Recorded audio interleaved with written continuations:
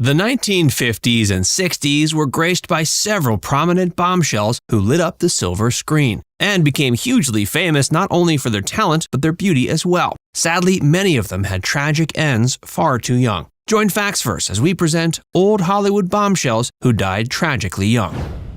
Joy Lansing.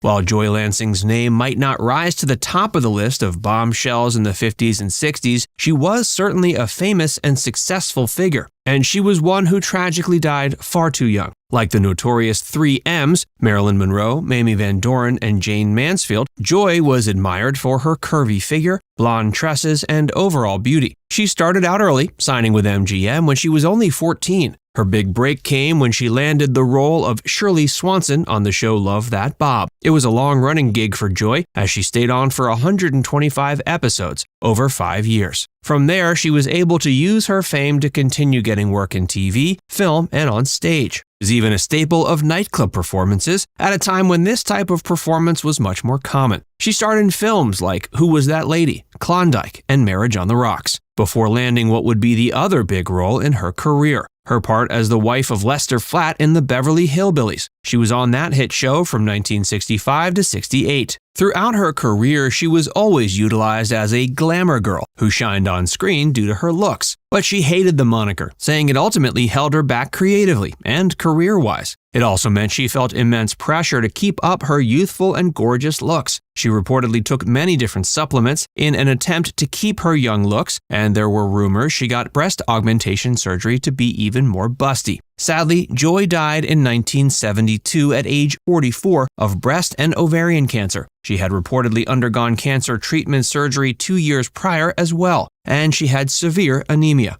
There have been some who posited the notion that her cancers were caused by her various cosmetic injections and hormonal treatments to try to retain her youthful look and elongate her career. If this is true, it's certainly a tragic twist on her sad story. Jayne Mansfield.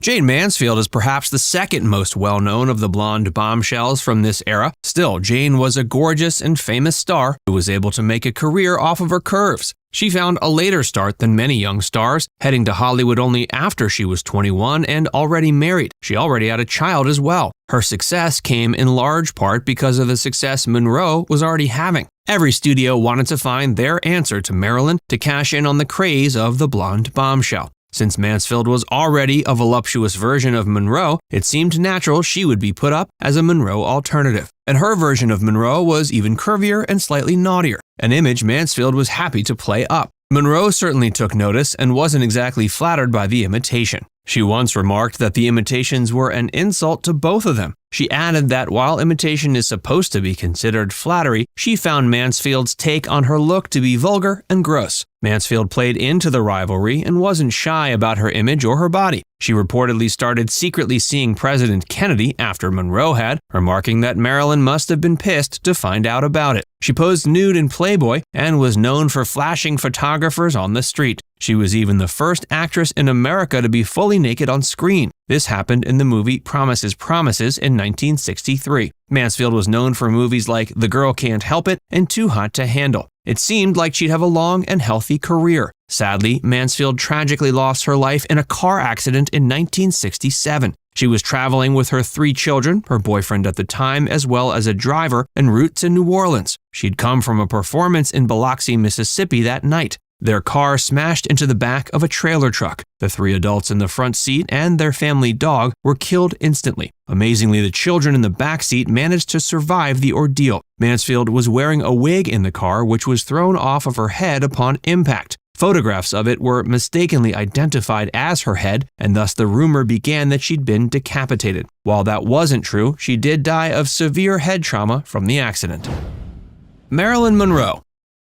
There's no more famous blonde bombshell than the inimitable Marilyn Monroe. Born in 1926 in Los Angeles, Norma Jean Mortensen grew up under the care of various foster parents and an orphanage. She managed to climb her way to the top of the world, though, becoming perhaps the biggest starlet in the world and of all time. When she was 18, she changed her name to Marilyn Monroe and began a modeling career. 2 years later, she got a contract with 20th Century Fox and began her foray into the acting world. In the early 50s, studios, critics, and audiences began to pay attention to young Marilyn as she appeared in small parts in movies like All About Eve and The Asphalt Jungle. She was so compelling on screen, she was able to parlay those roles into a string of acting successes. Over the course of the 50s, she rose to the biggest star in Hollywood, on the backs of both her modeling as well as movies like Gentlemen Prefer Blondes, The 7-Year Itch, and Some Like It Hot. She became a favorite of tabloid publications who followed her every move. She famously married baseball legend Joe DiMaggio and had a marriage to playwright Arthur Miller too. And while she brilliantly played up the image of the beautiful but not so bright starlet, in reality Monroe was incredibly smart and well-read. She preferred staying at home and reading books on philosophy and poetry to going to Hollywood parties. But she knew how to play the Hollywood game as well.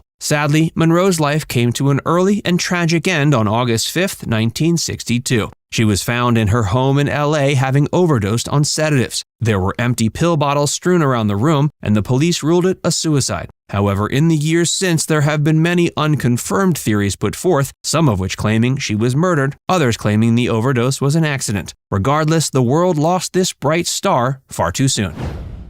Natalie Wood. Natalie Wood wasn't a blonde bombshell, but she was certainly a bombshell. She was also an incredibly talented actress who left behind a body of work that rivaled any actress of her era. She started out as a child actress, scoring a part in her first movie at age 4 and finding huge success from her role in Miracle on 34th Street. And unlike many child stars, she was able to transition into adulthood with grace and without burning out. She received her first Oscar nomination for her performance in Rebel Without a Cause alongside James Dean. Sadly, she had to find out about her friend and co-star's death of a car crash and was tremendously distraught. It was an eerie foreshadowing to her own untimely death. Though hers didn't come at the hands of a car accident, it was aboard a boat. But before that, she starred in movies like West Side Story, Love with the Proper Stranger, and Splendor in the Grass. She got 2 more Oscar nominations for the latter 2 of those. She was married to actor Richard Wagner 2 times, having divorced from him for around a decade, then marrying him again. It was while she was still married to him that she was killed in a boating accident. She reportedly fell overboard in the waters off the shore of Catalina Island in California. For years, the people aboard the boat, which included Wagner and Christopher Walken, were not charged with being involved in her death, which was ruled an accident. But more recently, the investigation was reopened, and her cause of death was changed to drowning and other undetermined factors. A few years later, in 2018, Wagner was newly named as a person of interest in the case, though he has yet to be charged with anything. Grace Kelly.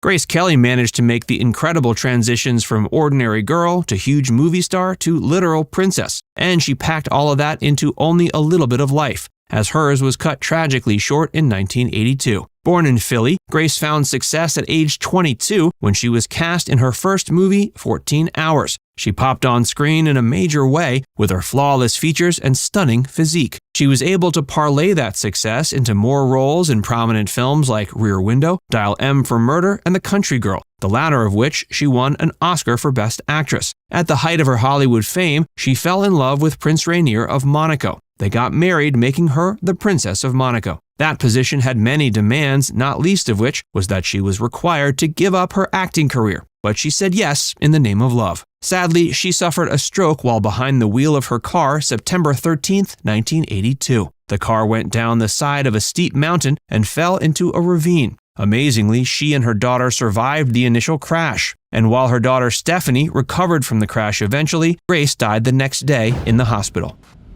Jill Banner. Jill Banner was born November 8, 1946. She made her film debut while she was still young, appearing alongside Sid Haig and Lon Chaney Jr. in the campy exploitation feature Spider Baby. The film also boasted the pedigree of B-movie director Jack Hill, who became later known for the features Coffee and Switchblade Sisters. Sadly, Spider Baby couldn't be released for many years due to legal issues with the rights, but the film has subsequently been made available and developed a cult following. Jill played the film's titular Spider Baby, part spider. At some point, Jill was involved in a romantic relationship with Marlon Brando. She gave up her acting career to work in New Mexico real estate during the mid-70s, though she decided to return to Hollywood in the early 80s with the intention of writing scripts. Sadly, Jill never made it to Hollywood that second time, as she was killed in a fatal car accident on the way there. She was hit by a truck while driving on the Ventura Freeway and was thrown from the vehicle. She died at the hospital on August 7, 1982. She was 35.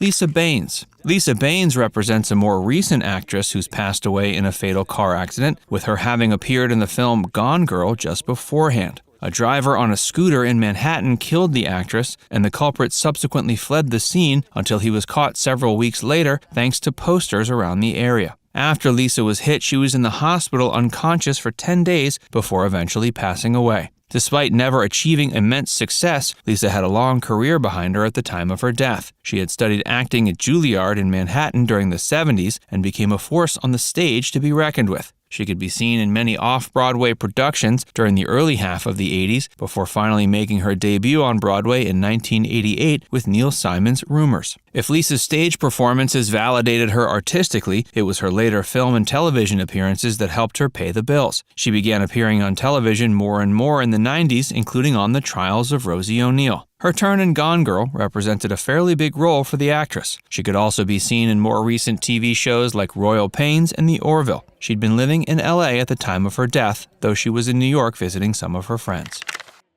Judy Tyler. Judy Tyler was close to achieving the fame she had long since desired in Hollywood when she was killed in a fatal car accident. She was born October 9, 1932, and her parents were involved in show business. They allowed Judy to quit school and start modeling at the age of 15, and she was dancing in Manhattan nightclubs by 18. She was also taking acting classes. Judy got a role on the Howdy Doody Show in 1952, though she left in 1955 to act in the Broadway musical Pipe Dream. Adapted by Rodgers and Hammerstein, the musical took its inspiration from the John Steinbeck story of the same name. Judy's appearance in the musical found her on the cover of Life magazine in the mid-50s, where she was featured in an article about up-and-coming Broadway stars. In 1957, she appeared as Elvis Presley's love interest in his third feature film. That film was Jailhouse Rock. Judy had initially been living in New York City, but had driven to California with her husband to take part in filming. On the way back to New York City, she and her husband got into a fatal car wreck. In addition to Judy, her husband and all of their pets also died in the accident.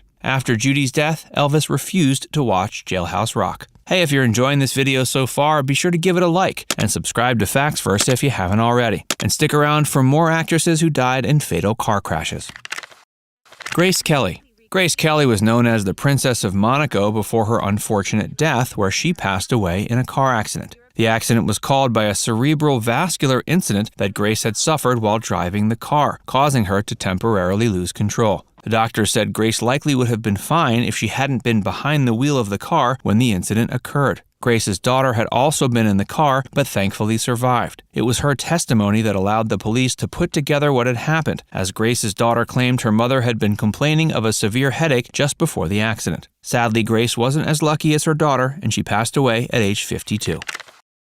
Jayne Mansfield. Jayne Mansfield was a popular actress who had positioned herself as a naughtier alternative to Marilyn Monroe. The two were contemporaries, and Marilyn took great ire whenever Jayne was around aping her style. Like Marilyn Monroe, Jayne ended up dying well before her time in a tragic way. For Jayne, this came in the form of a car accident. Jayne was already a wife and mother when she arrived in Hollywood at age 21. She subsequently found stardom fast, perhaps thanks to her willingness to use her sex appeal to her advantage. The actress was a progressive figure sexually, and she created a good deal of controversy whenever she decided to flash her breasts at the paparazzi. Some of her big roles included her turns in 1956's The Girl Can't Help It and 1960's Too Hot to Handle. The car accident that killed Mansfield occurred on June 29, 1967. There were two other adults besides Jayne in the car, and Jayne's 3 children were sleeping in the back. All 3 adults died when the car slammed into the back of a semi-truck, but the 3 children survived. They just happened to be too low to be impacted.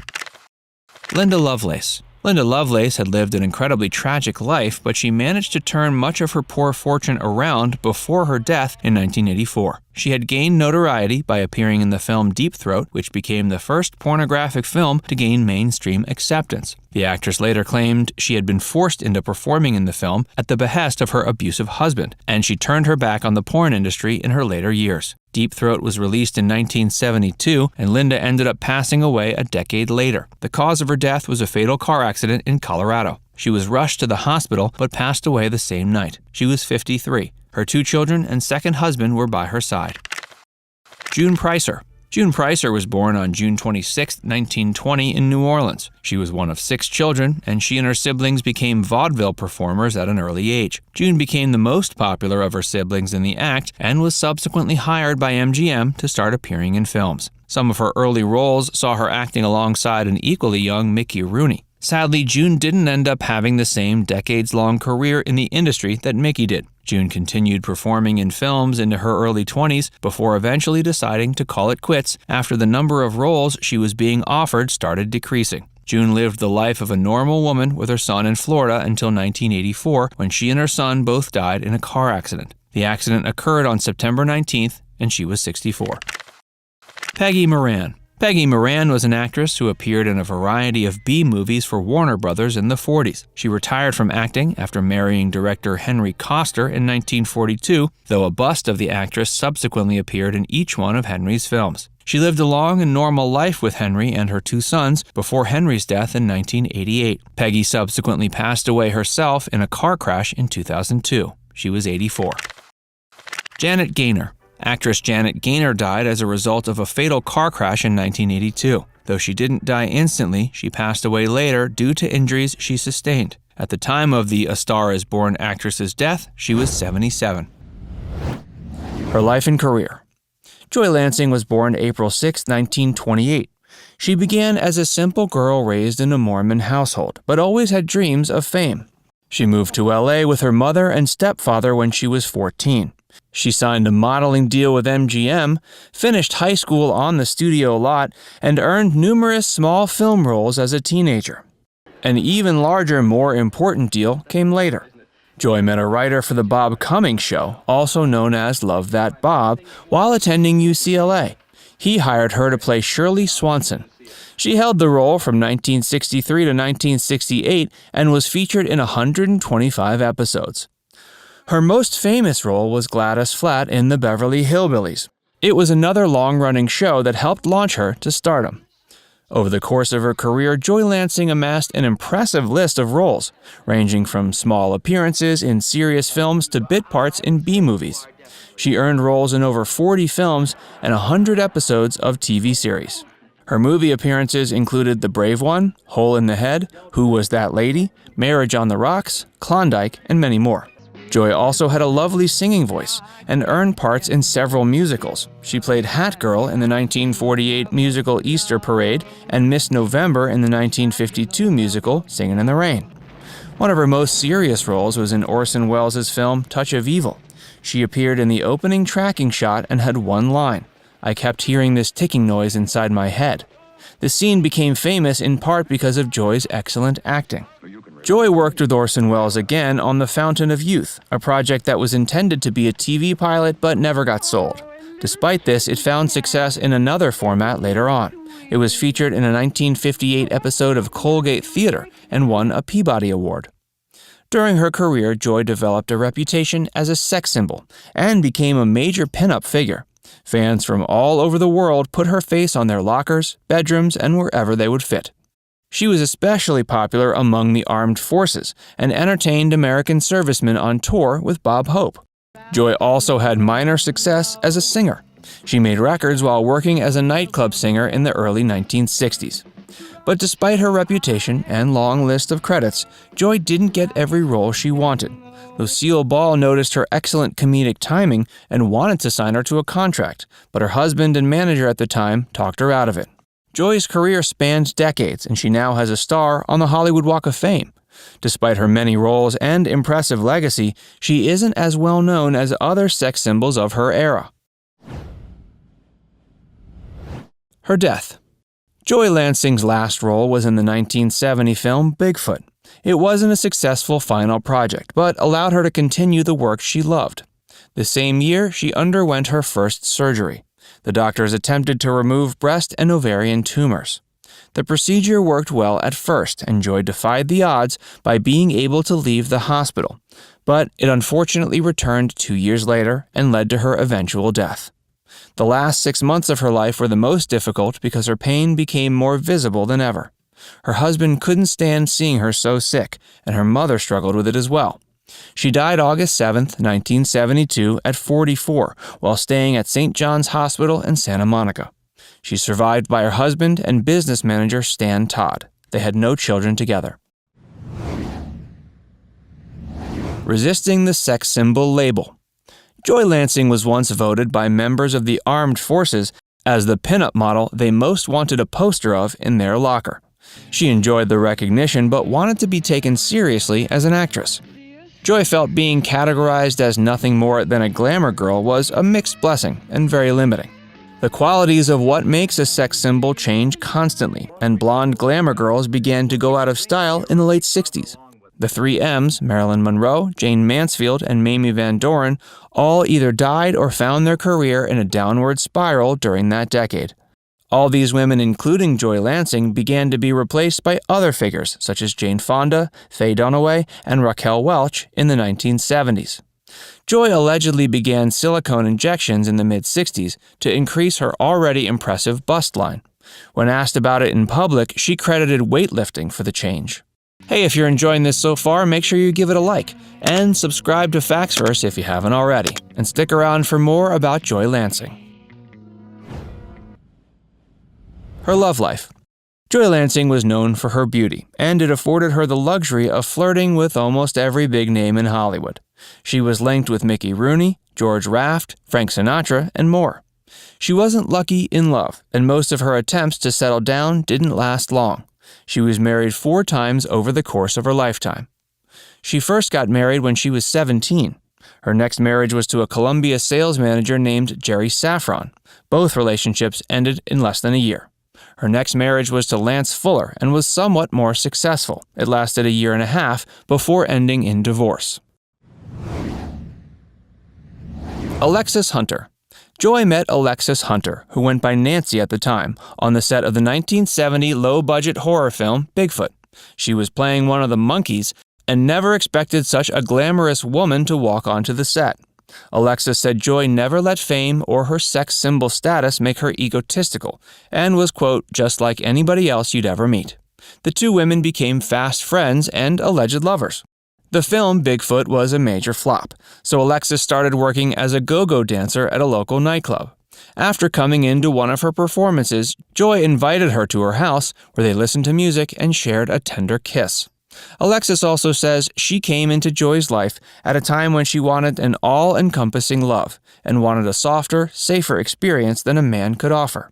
Alexis decided the pair should claim to be sisters in public. Any hint of homosexuality in the 60s could have ruined both of their careers. They were both blonde and green eyes, adding to the credibility of the ruse. They also avoided appearing at events together. Joy Lansing, A Body to Die For. Keeping a relationship secret for years is difficult, but it was a necessary evil for Joy Lansing and Alexis Hunter. The Hays Code, a rigid set of standards regulating what could and couldn't be shown on film, wasn't repealed until 1968. Speaking out would have been social suicide for both. Once societal norms began to change, Alexis Hunter decided to reveal her relationship with Joy. She released a book entitled Joy Lansing, A Body to Die For in 2015. She dedicated the book to Leslie Todd, Joy's stepdaughter. She claims she inspired the story and confided in her that the two women were lovers. The book gives intimate details about the experiences they shared. It explains their first kiss, explains how Joy died in her lover's arms at the hospital, and more. The rest of Joy's family supports the book and the information it contains. Her first cousin, John Shoup, supports it and claims he found no incorrect information within it. Alexis has retired from acting and modeling. She hopes her book will provide a new perspective on Joy's life years later after she's been seemingly forgotten. Audrey Hepburn.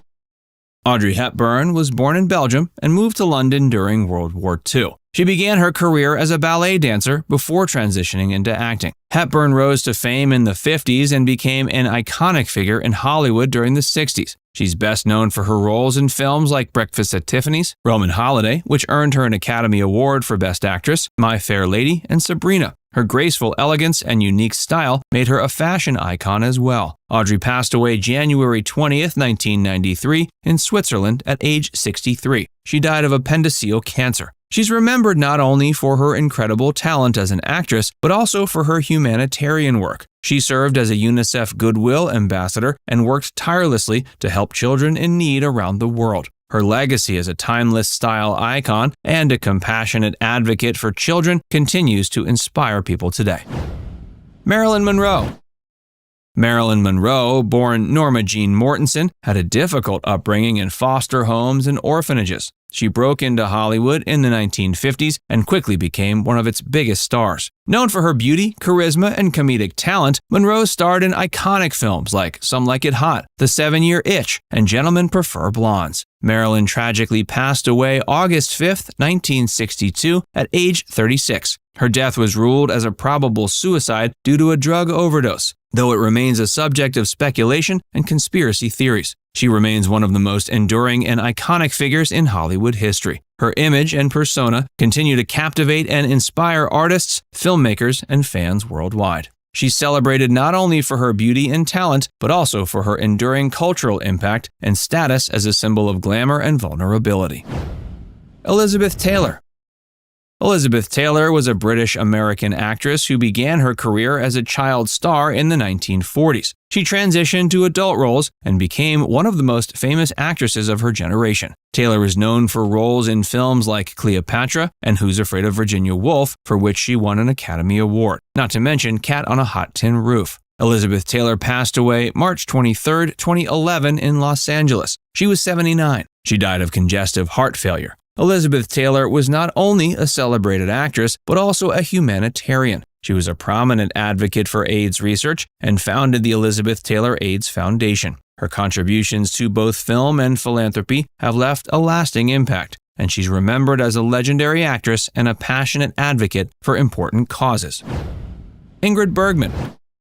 Ingrid Bergman was a Swedish actress who achieved international fame with her roles in Hollywood and European films. She starred in classics like Casablanca, Notorious, and Gaslight, for which she won an Academy Award for Best Actress. Ingrid passed away August 29, 1982, in London, England, at age 67. She died of breast cancer. Ingrid Bergman's acting talent and versatility earned her critical acclaim and the adoration of audiences worldwide. Her performances continue to be celebrated, and she's regarded as one of the great actresses in the history of cinema.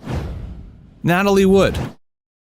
Natalie Wood was a child star who transitioned to adult roles and became a prominent actress in the 50s and 60s. She appeared in films like West Side Story, Rebel Without a Cause, and Splendor in the Grass. Natalie tragically passed away November 29, 1981, at age 43. She drowned under mysterious circumstances while on a boating trip near Catalina Island, California. Her death was initially ruled an accidental drowning, but questions surrounding the circumstances have persisted over the years. Her talent and beauty made her a beloved actress during her life. Her untimely death remains a subject of fascination and speculation in popular culture.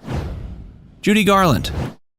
Judy Garland, born Frances Ethel Gum, was a multi-talented American actress, singer, and vaudevillian. She began her career in show business as a child performer alongside her sisters in vaudeville. Garland's breakout role came when she was cast as Dorothy Gale in The Wizard of Oz in 1939, which made her an instant star. She continued to shine in films like Meet Me in St. Louis and A Star is Born. Judy Garland passed away June 22, 1969, at age 47. She died from an accidental overdose of barbiturates in London, England, where she was working on a concert tour. Judy Garland's incredible voice and emotional performances endeared her to audiences and earned her several accolades throughout her career, including an Academy Juvenile Award and a Golden Globe. She's remembered as one of the great entertainers in the history of film and music, and her rendition of Over the Rainbow remains an iconic and timeless classic.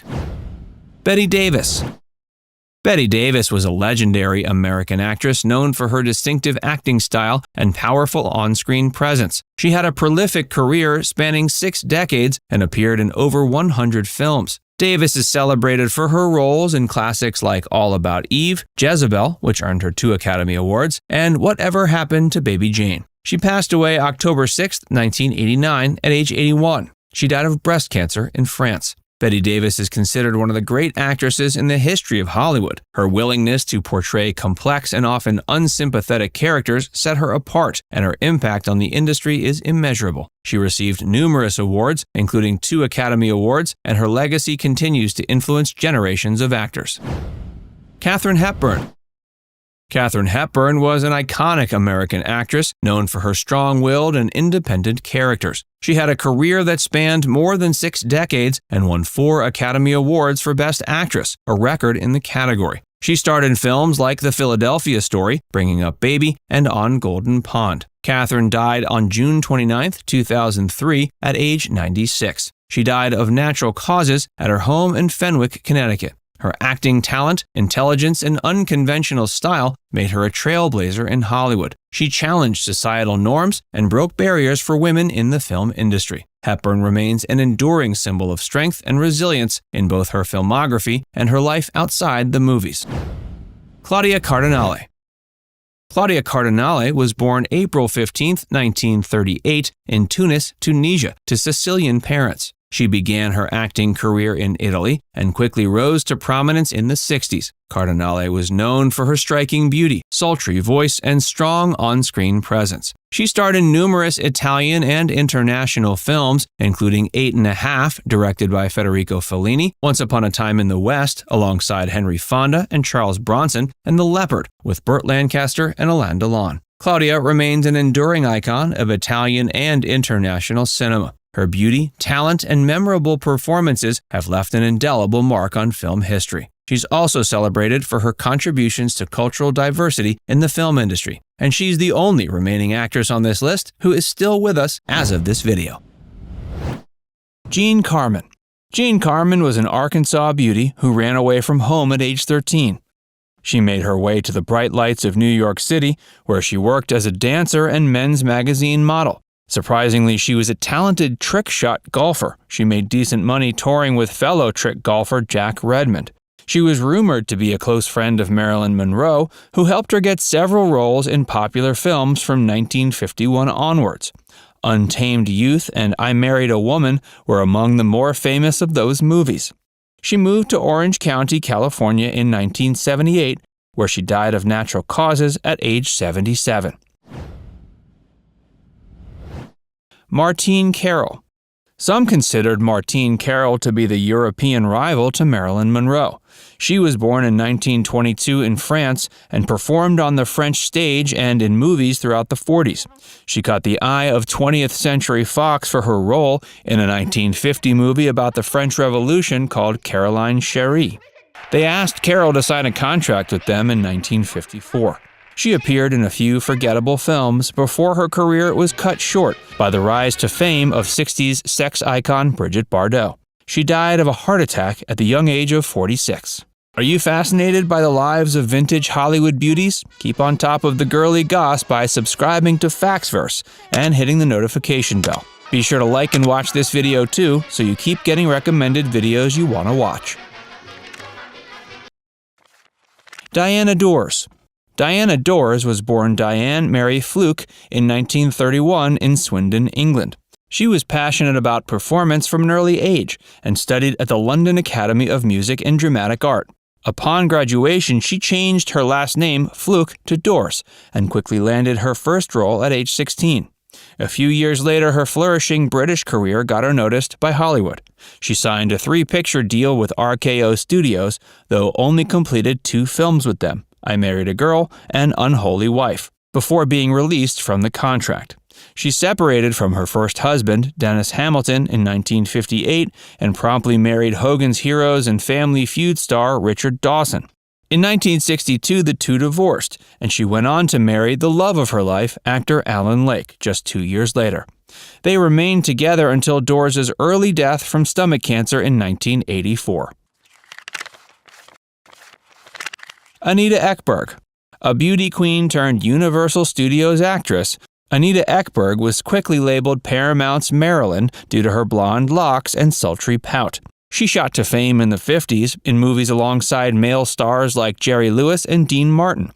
But her career was in decline by the end of the decade. She readily admitted preferring riding horses to studying acting techniques, so that might have something to do with it. but not before she made one last great film with Fellini, Dolce Vita. Ekberg was ill for a long time before she finally passed away in Italy in 2015. She was 83. Martha Heyer. Unlike many contemporaries, Martha Heyer, born in Texas in 1924, decided to finish college before entering the film industry. She landed her first role as an extra in the 1946 movie The Locket. From there, her career only went up, culminating in a lead spot alongside Frank Sinatra in Some Came Running in 1958. The performance landed her an Academy Award nomination for Best Supporting Actress. Though her last film was The Day of the Wolves in 1973, she did publish a popular book about her life in 1990 titled Finding My Way, a Hollywood memoir. Adele Jurgens. It's unknown whether Adele Jurgens aspired to greatness, but she certainly garnered a fair amount of popularity in B-movies of the late 40s and 50s. After signing with Columbia Pictures in 1944, she dyed her brown hair blonde and was promptly labeled the Eiffel by movie executives, the press, and fans alike. She mostly played chorus girls or hardened floozies, and even played Marilyn Monroe's mother in Ladies of the Chorus, although she was only 9 years older than the starlet. Jurgens died in 2002 at the age of 84 and was buried in Oakwood Memorial Park in Chatsworth, California. Barbara Lang. Barbara Jean Bly was born in 1928 as a Hollywood baby. Her mother was also a star. She danced in silent movies under the name Esther Kaufman. When Barbara started performing as a model, singer, and piano player as a teen, she changed her surname to Lang, as it sounded more appealing. In 1953, she was diagnosed with polio, and though she recovered, she was plagued by fatigue her entire life. In 1957, she signed a contract with MGM and worked on a few moderately successful movies and a few more lucrative stage and TV guest appearance roles. She once dated Elvis Presley, and she married twice in her life, though both ended in divorce. After a failed suicide attempt in 1958, she faded into obscurity, dying of pneumonia in LA in 1982. Joy Lansing.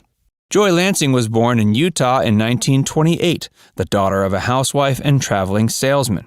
She landed her first film roles at a young age in the 1948 movies The Counterfeiters, Julie Misbehaves, and Easter Parade.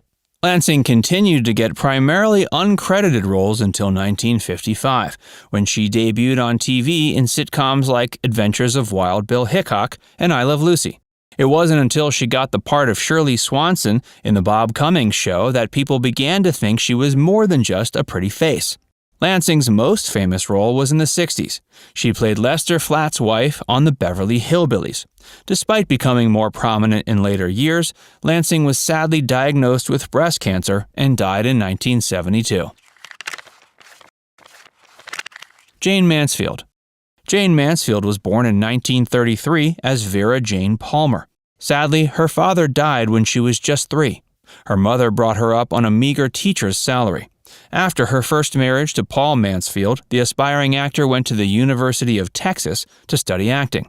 After giving birth to her first child in 1950, the family uprooted and moved to LA to pursue Mansfield's dream of becoming an actress. She landed supporting roles in successful movies throughout the 50s, but by 1960 had developed the stereotype as a ditzy blonde, an opinion that was cemented when she appeared nude in the controversial film Promises, Promises. In 1967, at just 34 years old, Mansfield was killed in a shockingly tragic car accident. Marie McDonald. Born on July 6, 1923, Marie McDonald was known as Cora Marie Fry until she entered the world of acting. She turned down a place at Columbia University to study journalism for a spot on Broadway, and from there, McDonald landed a contract with Universal Studios. She mainly appeared in supporting roles and bit parts until in films and on TV. McDonald was probably known more for her scandals than her acting ability. Labeled the body by the press, she was constantly in the news. She once claimed she was assaulted and kidnapped, which she later admitted to making up for attention. She died of a drug overdose in 1965 at age 42. Jan Sterling. As arguably one of the world's most talented screen sirens, It might be unsurprising to some fans that Jan Sterling was a Broadway star for over a decade. Her roles in some of the film noir movies popular in the 50s, like Billy Wilder's Ace in the Hole, landed her minor roles in other popular films throughout the decade, including an Oscar nomination for The High and the Mighty. Between the 60s and 80s, Sterling worked in TV, appearing in shows like Little House on the Prairie and Three's Company. She died in 2004 at age 82. Mamie Van Doren. Born Joan Lucille Olander in South Dakota in 1931, Mamie Van Doren was given her stage name by Universal Studios, who hoped to cash in on the popularity of the newly inaugurated First Lady, Mamie Eisenhower. She started acting on TV at age 13 and went on to work as a showgirl in Vegas in the 50s. Van Doren posed as a pinup for Alberto Vargas. The image appeared in the July 1951 issue of Esquire. Not long after, Universal Studios offered her a demanding 7-year contract, hoping she would rise to Marilyn Monroe-level fame. Van Doren typically landed the bad girl parts in sexploitation films, most notably the 1957 movie Untamed Youth. In 1987, she wrote an autobiography called Playing the Field, and today she has a star on the Hollywood Walk of Fame. Early life and family. Marilyn Chambers was born in 1952 in Providence, Rhode Island. Her birth name was Marilyn Ann Briggs. She was raised in Westport, Connecticut. Her mother was a nurse, and her father worked in advertising. She had 2 older siblings, a brother and a sister. Her brother was the keyboardist in the 1960s band The Remains, who opened for the Beatles in their final U.S. tour. As a teen, Marilyn dreamed of becoming an actress and started modeling at the age of 16. She'd fake her mother's signature to get out of school so she could ride a train into the city for auditions. When she was still in high school, she landed several small modeling jobs and a minor role in the 1970 film The Owl and the Pussycat, starring Barbra Streisand, who played a part-time prostitute in the movie. Ivory Soap Girl. During her early modeling career, her most successful and memorable job was modeling as the Ivory Soap Girl on the Ivory Snow Soap Flake box. On the box, Marilyn posed as a mother holding a baby to sell the soap as a mild and gentle soap for diapers and baby clothes. There is a certain amount of irony about Marilyn being the face of purity for the Procter & Gamble Ivory Soap brand, one that was celebrated later on in her porn films. Almost every adult film she made featured a cameo of her Ivory Snow box. Behind the Green Door and the Golden Age of Porn. After her small role in The Owl and the Pussycat, Marilyn struggled to land more roles. That year, she moved to San Francisco where she worked as a topless model, while continuing to seek acting jobs. In 1972, she saw an ad in the San Francisco Chronicle about a casting call for a major motion picture. It wasn't until she showed up to the audition that she realized it was for a pornographic movie called Behind the Green Door. The producers, Artie and Jim Mitchell, known as the Mitchell Brothers, noticed her resemblance to Sybil Shepherd and offered her the role on the spot. Marilyn was unsure if she wanted to accept a role in an adult film, worrying that if she did, she'd never be able to land a role in a mainstream movie. But she liked the plot of the movie and was intrigued by the idea, so she decided to accept the offer on the grounds that she received a hefty salary, 10% of the film's gross, and that every actor be tested for venereal disease. The Mitchell brothers were initially surprised by her request, but believing Chambers was the wholesome blonde they needed for the role, they agreed. In the movie, Marilyn played a wealthy San Francisco socialite who's kidnapped and taken to an elite North Beach sex club where she partakes in a variety of sexual experiences, including lesbian acts and what is possibly the first interracial sex scene in a feature-length hardcore film. Oddly, she didn't have a single line of dialogue in the film, but she saw this as a good thing because she only had to rely on facial expressions, which she felt demonstrated she could act. It wasn't until after filming concluded that Marilyn informed the Mitchell brothers that she was the girl on the Ivory Snow box. The Mitchell brothers used this information to their advantage and billed her as the 99.44% impure girl, in reference to Ivory Snow's popular tagline, 99.44% pure. The advertising industry was shocked, and after discovering her new life as an adult film actress, Procter & Gamble was quick to remove her image from the soap boxes. But the fact that Marilyn's image was so well known boosted ticket sales, and the film became a huge success. It turned Marilyn into a star, and Behind the Green Door, along with Deep Throat, released the same year, ushered in the porno chic era of adult films. The golden age of porn, or the porno chic era, had started in 1969 with Andy Warhol's artsy adult film Blue Movie. But both Behind the Green Door and Deep Throat, starring Linda Lovelace, solidified porn's newfound popularity in mainstream culture. During this era, one that lasted until the early 80s, sexually explicit films received positive attention from mainstream movie theaters, critics, and the general public. The adult films in this era were plot-driven, artistic, and had good acting. Hey, if you're enjoying this video so far, be sure to give it a like and subscribe to our channel if you haven't already. Mainstream crossover. After Behind the Green Door, Marilyn continued to work with the Mitchell brothers on another adult film called The Resurrection of Eve. While it wasn't as big of a hit as Behind the Green Door, it established Marilyn's all-American girl-next-door persona. The Mitchell brothers became her manager, but Marilyn was soon anxious to move on from adult films and into more mainstream work. She left the Mitchell brothers and took up with Chuck Traynor, who became her manager and later her husband. Traynor had recently divorced Linda Lovelace, the star of Deep Throat, who he also managed. Marilyn set her sights on achieving success as an actress outside the adult industry. She hoped her celebrity status after Behind the Green Door would help her achieve it. But her success as a porn star only hurt what potential she had as a mainstream actress. She claimed she was blackballed from Hollywood, and despite the fact that Behind the Green Door was a high-grossing film, many people in Hollywood still saw it as nothing but a dirty movie. Throughout the 70s, she was up for several big roles, but they all fell through. Apparently, Jack Nicholson and Art Garfunkel talked to her about a potential role in the 1978 film Goin' South. But during the interview, all they did was ask her for cocaine and grilled her about intimate details concerning Behind the Green Door. She was so angry she stormed out of the interview.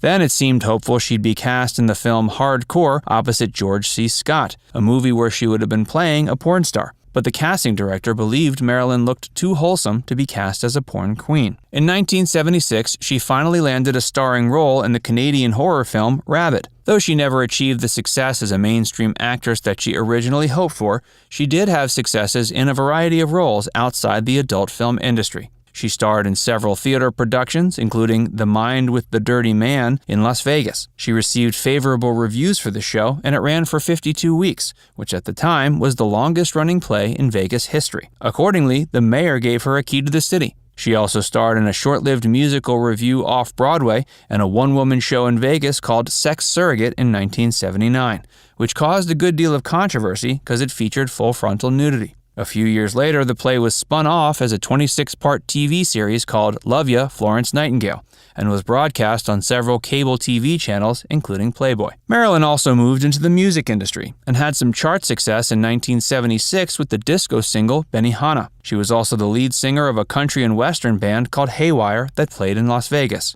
In 1975, she wrote an autobiography called My Story, and in 1977, co-authored Xaviera Meets Marilyn Chambers with Xaviera Hollander. She also wrote several sex columns throughout her life, and in 1981, she published 2 books, one called Sensual Secrets, which contained her own personal sex tips, and another sex manual called The Illustrated Kama Sutra. Return to porn and final exit. Despite her endeavors to break free from her porn star image, she returned to the adult industry in 1980 with the film Insatiable. Insatiable was the top-selling adult video in America from 1980 to 82. It was followed by a sequel. In the early 80s, Chambers also wrote the scenarios and dialogue for a direct-to-video series called Marilyn Chambers' Private Fantasies, where she acted out her own personal fantasies with other famous porn stars of the time. Shortly after, she left porn again due to the increasing fear of AIDS, and didn't return until 1999 in the film Still Insatiable. Strip club career and arrests. After leaving the adult film industry, she moved back to San Francisco to perform at the Mitchell Brothers O'Farrell Theater in the Tenderloin neighborhood. In 1985, while performing her nude act at the theater, she was arrested and charged with committing a lewd act in public and soliciting prostitution. The undercover police officers claimed she was allowing audience members to touch her during the act. The charges were later dropped. She was arrested again in a strip club in Cleveland. This time, police claimed she was nude except for her shoes and was having sexual contact with an audience member. Final years and death. After retiring from adult films, she often participated in autograph shows and conventions, where she was a popular attraction. In 2004, she ran for vice president on the Personal Choice Party ticket, a libertarian political party. And in 2008, she ran again as Charles Jay's running mate as a write-in candidate in several states. While during much of her career she defended her lifestyle choices and embraced sex positivity, Towards the end, she seemed to have a different perspective. In a 2004 interview, she called the adult film industry heartbreaking. On April 12, 2009, Chambers was found dead by her 17-year-old daughter in her home near Santa Clarita, California. The autopsy revealed she had painkillers and antidepressants in her system, but not enough to cause death. It was concluded she died of a cerebral hemorrhage and an aneurysm related to heart disease. She was 56 years old. Linda was born as Linda Susan Borman on January 10, 1949. She was born in the Bronx to a cop father and a waitress mother. Her childhood was incredibly unhappy, with abuse and neglect coming from both sides. In addition to their abusive ways, her parents were also devoutly Catholic.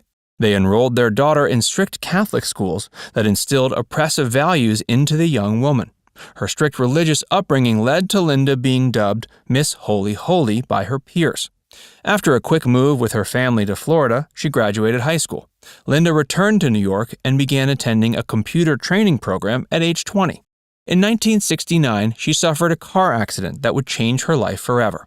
Although she survived the accident, the event incidentally led her on a path no one could have foreseen. To recuperate peacefully, she went back to stay with her parents in Florida. It was there Linda met the man who was soon to become her first husband, Chuck Traynor.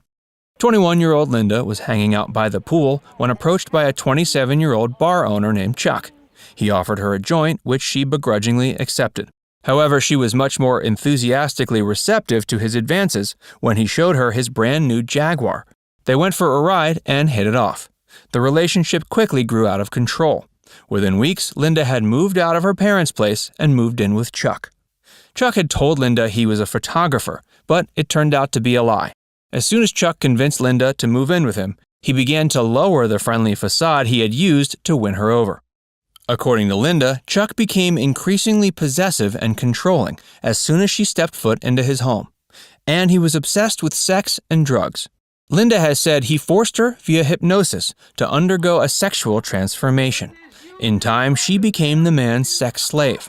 Soon, she was prostituting herself out to other people with Chuck as her pimp, and the two were using the money they earned to continue funding their lifestyle of meth abuse. According to Lovelace, she was forced to take part in all of this at the threat of death from Traynor. However, it remains inconclusive whether or not this is completely true.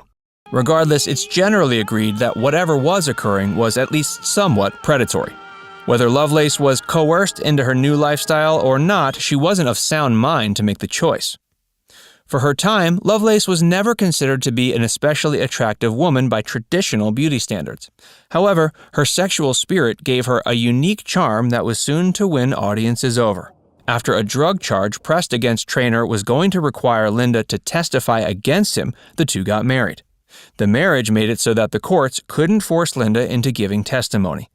Traynor then took the power granted to him by this marriage to become even more of a controlling force over Linda's actions.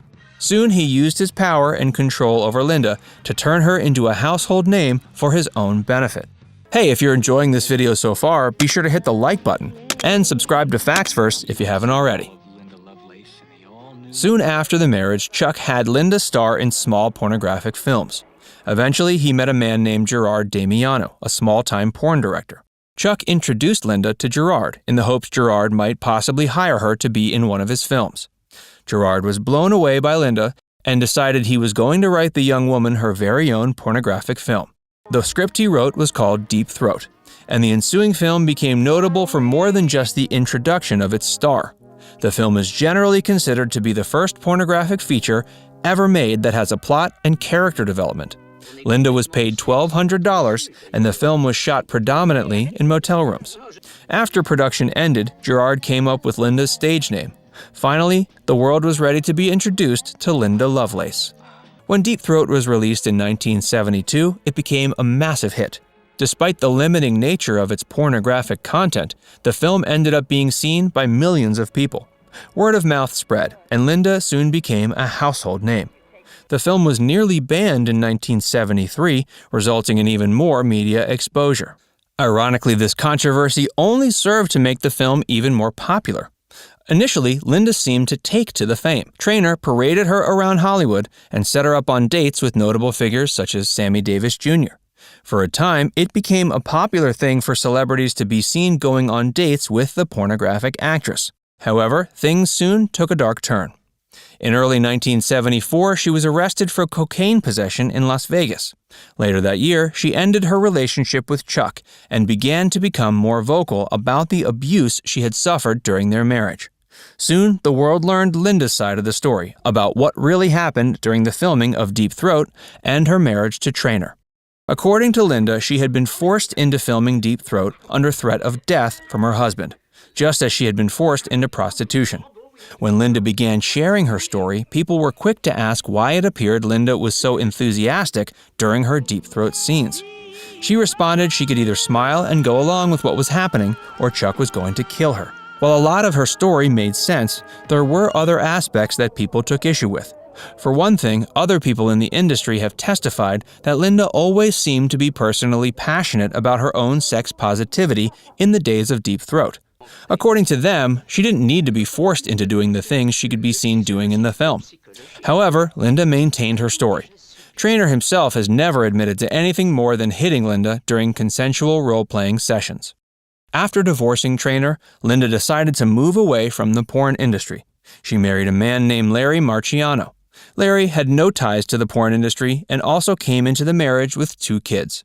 The two remained married for over 20 years before divorcing in 1996. During the marriage, Linda became a dedicated anti-porn activist and devout Christian. However, she soon became disenchanted with both Larry and the anti-porn movement. She claimed Larry was an abusive alcoholic and said the anti-porn movement used her and never gave her enough monetary compensation. Soon after divorcing Larry, she could be seen at porn conventions signing VHS copies of Deep Throat. It's never been made clear what is true and what isn't true when it comes to the story of Linda Lovelace. In 1997, the star said on record she was not ashamed of her past. She soon moved to Denver, Colorado. She maintained she'd been forced into the pornographic industry up until her death in 2002. On April 22nd of that year, she was in a fatal car accident. Since her death, Linda's tragic tale has been further popularized. In 2013, a biopic of the pornographic actress was released, simply titled Lovelace. Since it was never determined whether Linda was forced into the industry or simply coerced, the film opted to tell the story from both angles in 2 different sections. Who was Carol Wayne?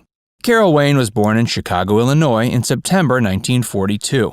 She spent most of her teenage years as a figure skater alongside her younger sister Nina. The girls even joined the Ice Capades together. While they succeeded as skaters, they dreamed of something even more glamorous. Carol and her sister also began their showbiz careers together. They were showgirls at the Tropicana Resort and Casino in Las Vegas. This show gave the sisters exposure, but it wasn't enough to get them where they wanted to be. They moved to Hollywood, a choice that began both of their acting careers. Carol Wayne had innocent eyes, an enviable body, and an innocent charm complemented by her high voice. This made her a natural fit in the entertainment world. She was discovered at a Hollywood party. She later auditioned for The Tonight Show and got the part. Her life and career. Carol Wayne became a frequent fixture on The Tonight Show with Johnny Carson. She appeared in over 100 of the show's sketches before her death.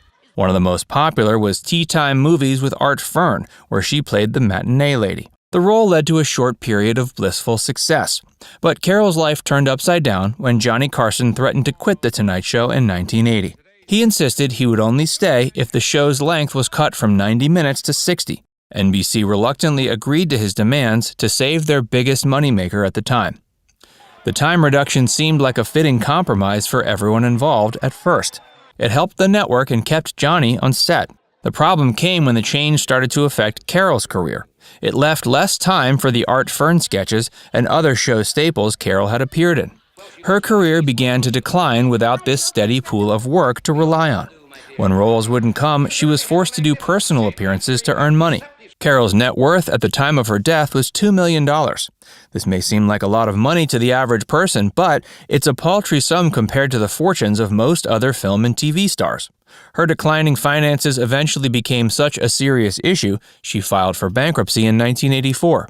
That same year, she posed for Playboy in a bid to get her career back on track. This effort unfortunately failed. She struggled to find roles and allegedly became addicted to drugs and alcohol. Carol did her best to find as many parts as possible despite personal setbacks. She was a frequent guest star on game shows like Celebrity Sweepstakes and The Hollywood Squares. Her charisma and beauty worked as well on these types of bright stages as it had on The Tonight Show. Whether she would have earned these parts without the influence of their producer, who became her second husband, is debatable. Carol had a few small TV appearances outside The Tonight Show and the world of game shows. She found parts in shows ranging from serious dramas to popular sitcoms. She acted alongside Robert Culp in one of the most popular episodes of the 1965 show I Spy. She also appeared on episodes of Bewitched and I Dream of Jeannie. Carol earned a few roles in films including The Party, Every Man Needs One, Scavenger Hunt, Gypsy Angels, and The Big Black Pill. Her final film appearance was in the 1984 film Heartbreakers. It was a box office flop that failed to restart her career. Hey, if you're enjoying this video so far, make sure you give it a like and subscribe to Facts Verse if you haven't already. Click the bell icon to stay updated on all our latest content. Carol's romantic life. Carol Wayne's career wasn't the only area of her life that didn't go how she planned. She struggled to find true love despite her beauty and charisma. She was married 3 times. Her first husband was Loretto Larry Serra, an unknown in the world of Hollywood. Her next husband was Barry Feinstein, a rock and roll photographer. They had her only son, Alex, together. Her final husband was Burt Sugarman. He was a well-known producer who brought her into the cast of Celebrity Sweepstakes. Like most relationships in Hollywood, none of these marriages lasted very long. Carol was tied to another man, Edward Durston, at the time of her death. Her death. Almost all female actresses get teased about something, especially when they sign up to work on a talk show. What's unique about Carol Wayne's case is that jokes about her age and appearance foreshadowed her mysterious death. Carol told Johnny Carson he was old in an episode of The Tonight Show on October 2, 1973. He responded by saying, "Someday you'll be 47," and she replied, "I hope so." Unfortunately, she died at age 42. There was also a running gag in the world of Hollywood that Carol Wayne's breasts were so large and buoyant they'd keep her from drowning. This ultimately proved untrue at the time of her death.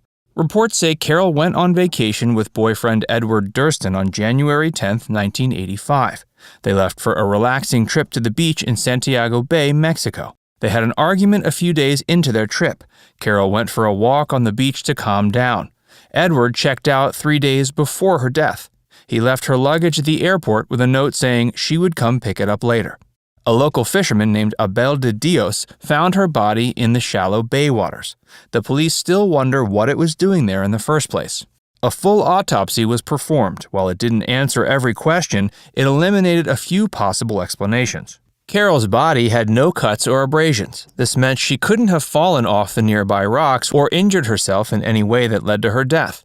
Her body also tested negative for drugs and alcohol. This proves these substances didn't have any part in her demise, despite early rumors of her addictions. The police surmised Carol Wayne must have died while on her walk alone. Her death was ruled accidental, but there are still several unanswered questions surrounding it. Unsolved mysteries. The FBI Uniform Crime Report says approximately 40% of all homicides go unsolved. Hollywood stars aren't immune to this statistic, and many rulings about their deaths leave unanswered questions in the minds of their adoring public. Carol's case left plenty of unsolved mysteries as well. No one was there to witness it because it most likely occurred while she was on the beach alone. That means there's no one who can vouch for the truth of the current ruling on her death. One of the first and most mysterious circumstances surrounding the case involves the depth of the water. Carol didn't know how to swim, but drowning in 4 feet of water while fully clothed still seems suspicious. There were no signs of force or illegal substances, so could someone have forced her head under the water until she drowned? It's also a bit odd Carol chose to go near the water at all. She couldn't swim and was hydrophobic. Going for a walk on the beach is understandable, but why would she go into the water of her own free will? If Carol's death wasn't an accident, the obvious question is who murdered her? Was it her boyfriend or someone he hired? Was it a random assailant? The case of Carol Wayne's death is closed, so the truth may never be discovered. Edward Durston, the only other person connected to the event, can't give any further testimony. He died in 2007. There's been no proof that Edward was involved in Carol's death in any way. The fact that he checked out 3 days before her body was found may make him seem less suspicious, but events in his past have the opposite effect. Edward was connected to other tragedies years earlier. He was with Art Linkletter's daughter when she jumped out a window in 1969. He was also an acquaintance of a victim of the Manson murders. Reports about and investigation into Carol Wayne's death began in Mexico and eventually spread to the rest of the world. U.S. Consular William Lecoq said in a statement he considers the case unsolved. He feels there are details the police missed about this blonde beauty's demise.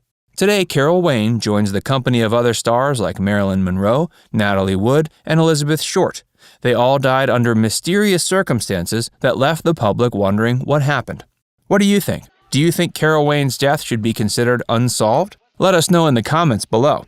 And before you go, make sure you give this video a like and subscribe to Facts Verse if you haven't already. Click the bell icon to stay updated on all our latest content.